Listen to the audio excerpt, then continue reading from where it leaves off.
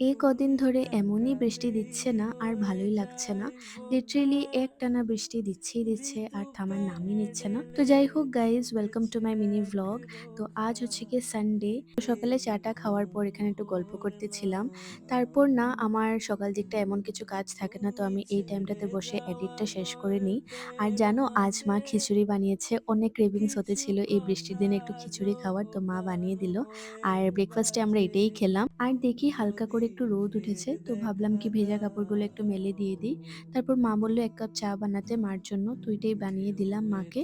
তারপর একটু করে নিলাম আমি ডাস্টিং।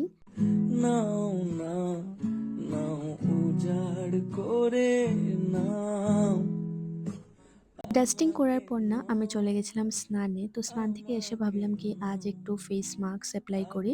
তো এই যে ফক্সটেলের ডিটেন মাস্কটা আমি এপ্লাই করেছি। এটা না খুব ভালো একটা প্রোডাক্ট। আমি আগেও অনেকবার ইউজ করেছি। তারপর তো আমি আমার ডেইলি স্কিন কেয়ারটা করে নিলাম।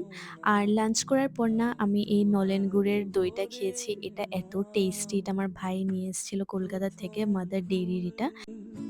প্রথম রাগ আলগোছে। তো এটা বিকেলের সিন। বিকেলে না খুব ব্রেড আর বাটার দিয়ে আমার টোস্ট খেতে ইচ্ছে করছিল, তো দোকান থেকে নিয়ে আসলাম। তো এখানে চায়ের বাসনগুলো ধুয়ে নিচ্ছি।